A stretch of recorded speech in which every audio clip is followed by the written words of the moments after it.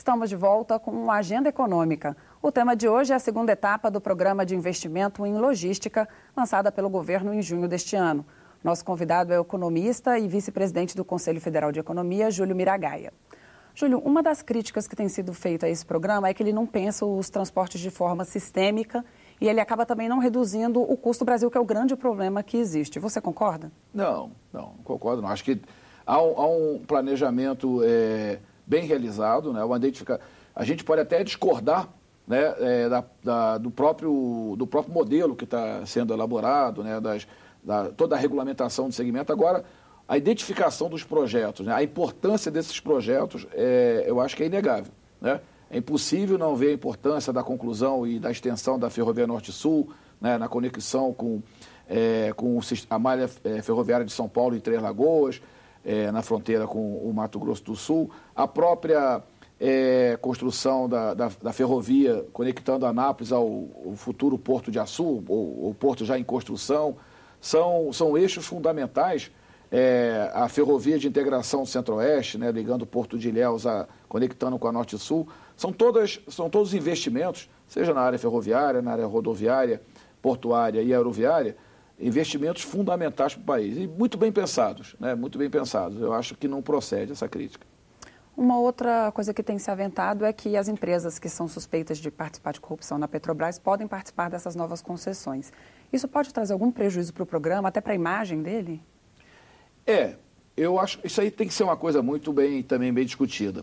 Veja bem, o Brasil, ele construiu talvez um dos segmentos de maior projeção da economia brasileira, construído ao longo dessas últimas 4, 5 décadas, seja o segmento das grandes empreiteiras, né? Hoje elas respondem pela quase totalidade das grandes obras, dos grandes projetos no Brasil e de um percentual importante na América Latina e na África, principalmente, até mesmo em países desenvolvidos como nos Estados Unidos.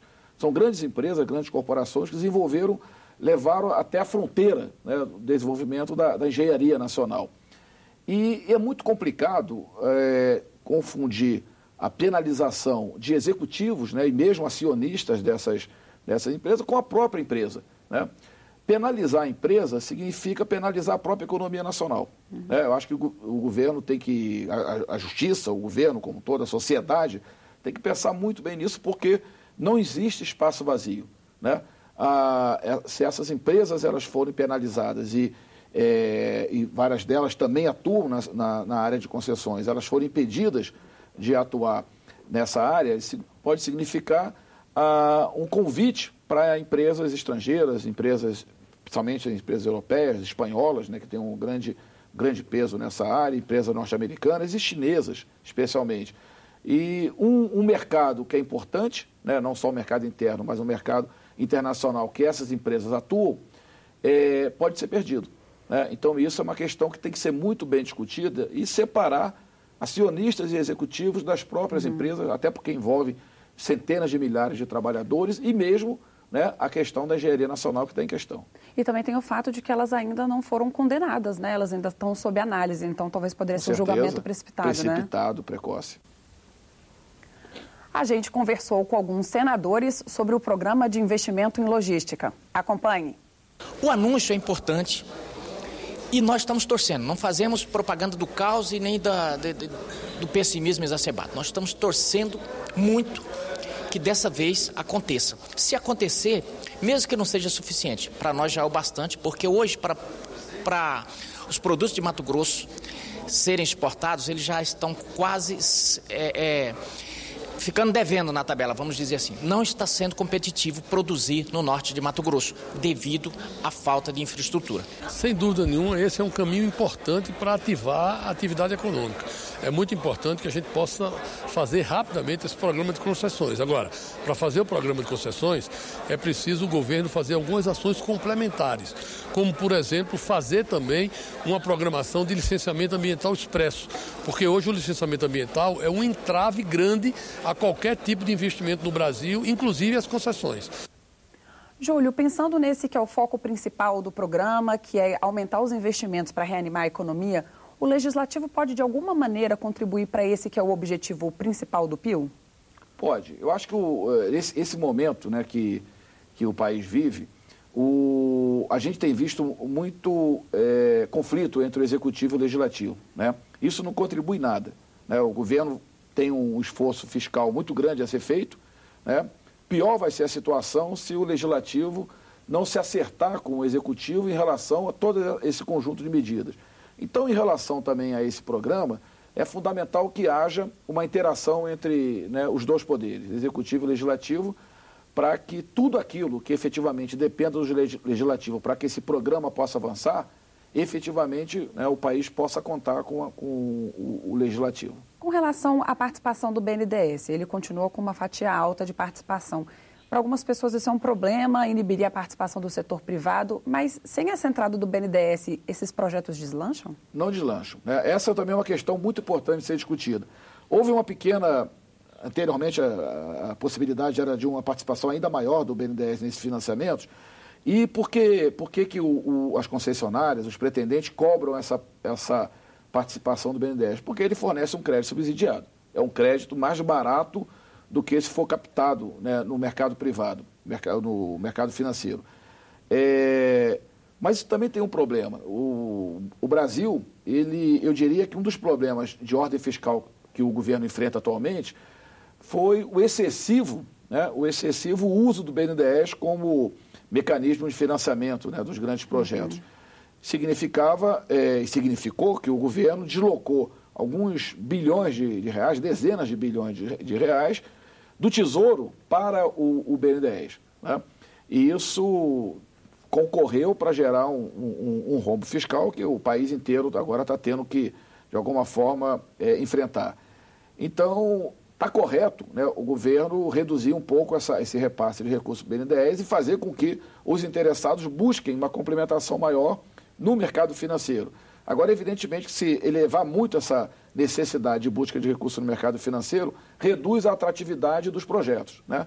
Então, o governo fica ali entre a cruz e a caldeirinha, né?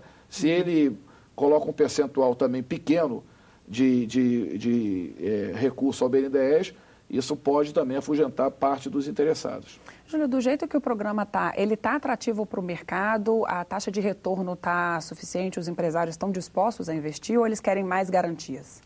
Melhorou muito em relação àquela primeira fase, né? A taxa de retorno, expectativa, né, de taxa de retorno é muito maior do que tinha sido colocado anteriormente.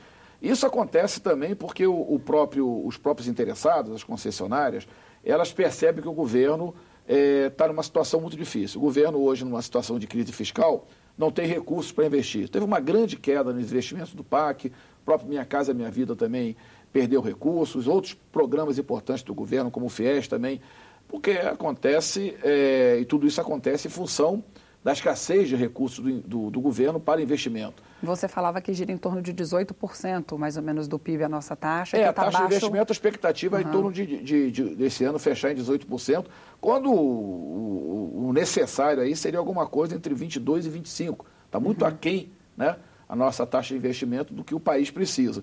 Então, como governo, isso e também deriva muito dessa incapacidade cada vez maior do governo, por falta de recursos, de poder efetuar investimentos. Então, o mercado trabalha com essa situação e ele passa a exigir melhores condições para aderir a esse programa de concessões, sabedor dessa situação do governo de impossibilitado que está de efetuar os investimentos na dimensão necessária. Então, nessa hora, o mercado atua no sentido de extrair, né, o máximo que ele puder do governo. É nesse sentido que tem se falado na criação de um fundo garantidor dos projetos? Também. É aquilo que, né, a gente costuma dizer de capitalismo sem risco, né? Capitalismo, em tese, deveria ter como pressuposto o risco, né, da iniciativa, né, da iniciativa privada. Mas o que se busca, na verdade, é um risco zero, né? E, de alguma forma ou de outra, o governo acaba, né, atendendo essa expectativa seja via uma sinalização de uma melhor taxa de retorno, seja via a garantia de empréstimos oficiais, de bancos oficiais subsidiados, seja, né, num fundo garantidor. Por exemplo, quando se elabora um projeto dessa natureza, se faz uma projeção, né, do volume, né, de um determinado fluxo de veículos, por exemplo, numa rodovia. E se aquele volume ele não se concretiza efetivamente, né, o que os empresários buscam é que haja uma entrada do governo em cena para que uma compensação seja dada. Então, é na linha do risco zero, né? Aí, realmente, e de alguma forma ou de outra, o mercado tem conseguido arrancar isso do governo, porque o governo é a única possibilidade que o governo vê de efetuar investimento através dessas concessões. Com relação à taxa de juros, assim, você falava um pouco nessa situação de enxugar gelo. Você lança um programa interessante, mas às vezes não tem um retorno, então fica-se no mesmo. Porque isso é em função da possibilidade desse programa vir a injetar um fôlego novo à economia brasileira, né? A gente o ano passado teve um crescimento pífio de 0,1%, é praticamente zero. Esse ano a expectativa é de uma queda entre -1 e -2, e 2016 também não é um ano que deva ter um crescimento, né, muito significativo. Então são 3 anos, né, consecutivos de um mau desempenho da economia. E aí há uma aposta muito grande, né, do governo nesse programa, entendendo que ele possa vir alavancar, né, a economia. Evidentemente que ele vai dar uma contribuição. Na medida que ele sair do papel, isso vai ajudar o desempenho econômico. O problema é que a gente está preso numa armadilha, que é a taxa de juros, né? Estimula de um lado, mas desestimula de outro. A taxa de juros, ela inibe fortemente o investimento privado, né? Torna muito caro esse investimento privado, sinaliza o mau desempenho da própria atividade econômica, e isso não estimula nenhum investidor a realizar as suas inversões. E, de outro lado, subtrai recursos do governo federal, né, através de pagamento de juros da dívida pública. Esse ano a gente vai ter um aumento de algo em torno de 110 bilhões de reais. Deve migrar aí de 310 bilhões de reais de juros da dívida pública para 420 bilhões. Isso é péssimo, né, porque significa todo o esforço fiscal que está sendo feito, tudo que é feito para tentar, de alguma forma, gerar recursos, né, para estimular a economia, mas acaba saindo, por outro lado, através de pagamento de juros. Então, a gente, evidentemente, que torce para que programas dessa natureza possam prosperar e ajudar a alavancar a economia, mas a gente também é um pouco cético, porque sabe que, se de alguma forma estimula aqui, né, dá um passo à frente daqui, mas acaba dando 2 passos atrás, né? Ok, Júlio. E o Agenda Econômica fica por aqui. Se você tiver críticas ou sugestões ao nosso programa, entre em contato pelo telefone 0800 61 2211 ou, se preferir, acesse nosso site www.senado.leg.br/TV. Agradecemos ao economista e vice-presidente do Conselho Federal de Economia, Júlio Miragaia, pela entrevista. E a você de casa que nos acompanhou, muitíssimo obrigado pela sua audiência e até o próximo Agenda Econômica. Até lá!